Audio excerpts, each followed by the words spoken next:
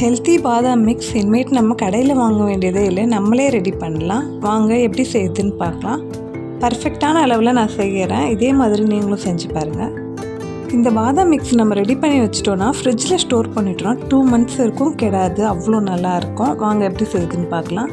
First 150 gram முந்திரியை நல்லா fry பண்ணிடலாம்.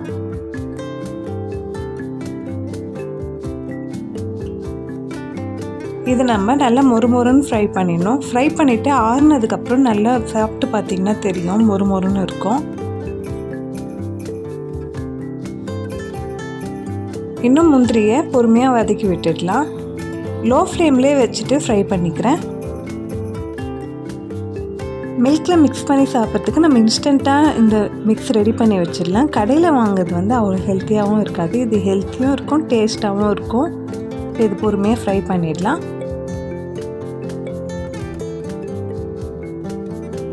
உங்களில் எத்தனை பேருக்கு பாதாம் மிக்ஸ் பிடிக்கும்ன்ட்டு மறக்காமல் கமெண்ட்டில் சொல்லுங்கள்.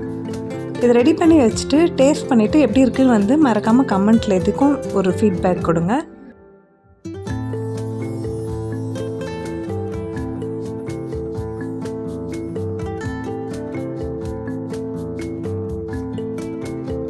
முந்திரி நல்லா ஃப்ரை ஆகிடுச்சு. இப்போ இதை ஒரு பிளேட்டில் சேஞ்ச் பண்ணிவிட்டு ஃபேன் காற்றுல ஆற விட்டுடலாம்.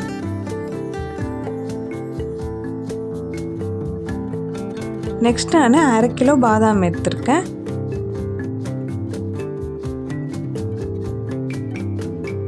பாதாம் ஆட் பண்ணிவிட்டு இதே மாதிரி லோ ஃப்ளேம்லேயே வச்சுட்டு இதையும் ஃப்ரை பண்ணிடலாம். ஆயில் ஆட் பண்ணி நம்ம ஃப்ரை பண்ணோன்னா ரொம்ப நாளைக்கு நல்லா இருக்காது, அதனால தான் நம்ம ஆயிலே ஆட் பண்ணல. இதை நம்ம பொறுமையாக ஃப்ரை பண்ணிடலாம்.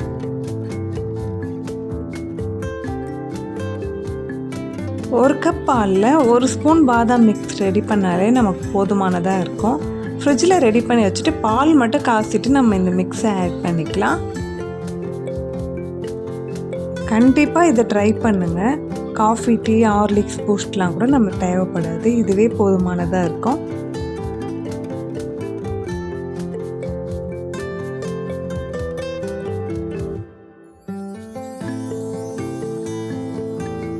பாதாம்லாம் நல்லா ஃப்ரை ஆகிடுச்சு. இப்போ 11 ஏலக்காவை இதோட ஆட் பண்ணிவிட்டு ஃப்ரை பண்ணிடலாம்.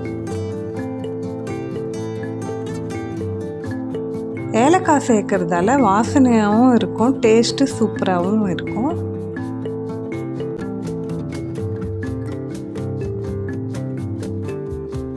பாதாம் ரெடி ஆயிடுச்சுன்னா மணக்கிற பாதாம் மிக்ஸ் ஈஸியாக ரெடி பண்ணிடலாம்.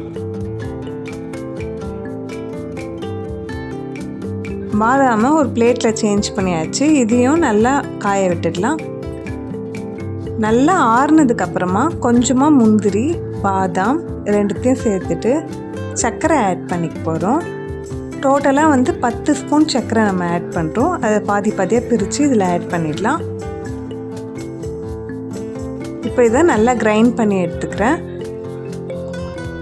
பாதாம் மிக்ஸ் ரெடி ஆகிடுச்சு. இதே மாதிரி மீதி இருக்கிற பாதாம், சர்க்கரை, முந்திரிலாம் ஆட் பண்ணிவிட்டு அரைச்சி எடுத்துடலாம். ஃப்ரிட்ஜில் வச்சிட்டிங்கன்னா 2 மாதம் வரைக்கும் கெடாது, சூப்பராக இருக்கும்.